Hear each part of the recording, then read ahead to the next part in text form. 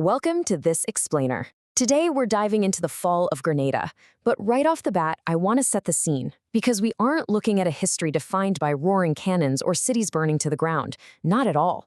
We're going to trace a story of a quiet, creeping, inevitable ending. Honestly, it's a story that feels way more like a heavy sigh than a battle cry. It's basically an elegy for a dying empire. So let's step back in time together to one of the most pivotal and, frankly, profoundly melancholic moments in human history. Picture this. There's a hill just outside Granada where, as the legend goes, a king stops his horse, turns around, and just openly weeps. He's looking back for the very last time at his magnificent city, knowing he can never ever return. That actual location near Padul is still known today as El Último Suspiro del Moro, the Moor's last sigh. It's that exact moment Sultan Boabdil looked back at the breathtaking towers of the Alhambra and let the tears fall. It's such an incredibly haunting image, right? A ruler mourning the loss of an entire world that's just slipping right through his fingers. Okay, so here's the big mystery we need to unpack. Why is a king weeping for a battle he never actually fought? I mean, when empires fall, we usually expect this massive clash of swords, the breaching of giant walls, some glorious fatal last stand. But here, nothing like that. There was no grand final charge, no dramatic, bloody climax forcing the king to his knees. So how did it come to this? How does a whole kingdom just hand over its keys and fade out? What makes this story so uniquely powerful is exactly what it lacks in violence. Let's dig into exactly how we arrived at this tearful surrender on a hillside. To really grasp the profound tragedy of this moment, we have to recognize the massive, staggering scale of what was actually being lost. 781. That is, 781 years of Islamic civilization in Spain. We are not talking about a brief fleeting occupation or some temporary change in management. When the king wept, he wasn't just crying for his own lost crown. He was weeping for nearly 8 centuries of history, of culture, of everyday life that had grown incredibly deep roots into the soil of the Iberian Peninsula. And you have to understand, the legacy of al-Andalus was absolutely staggering. Think about the vast, sprawling libraries of Córdoba, preserving the knowledge of the ancient world.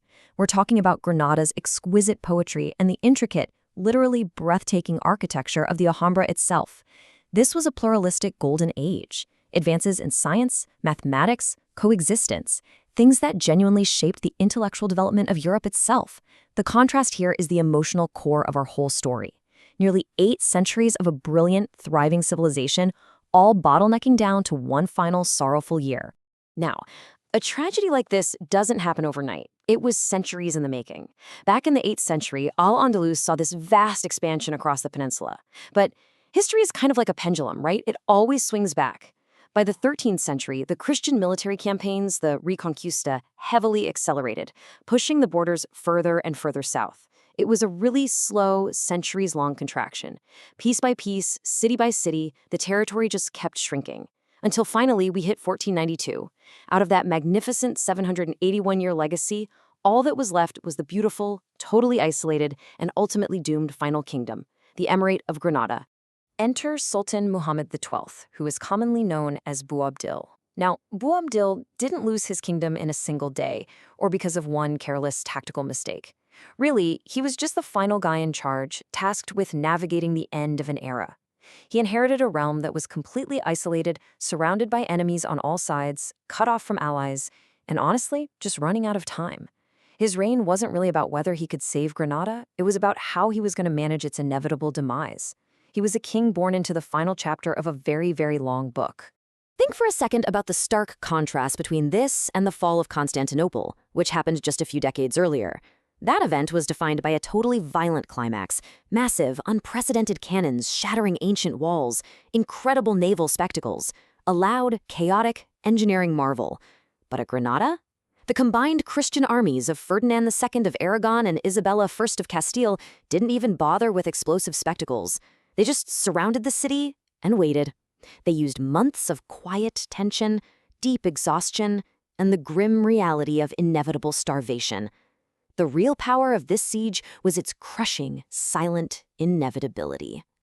And that brings us to the ultimate anticlimax. On January 2, 1492, the keys to the Alhambra are quietly handed over to Ferdinand and Isabella. There are no cannons echoing through the valleys, no fires consuming those beautiful palaces.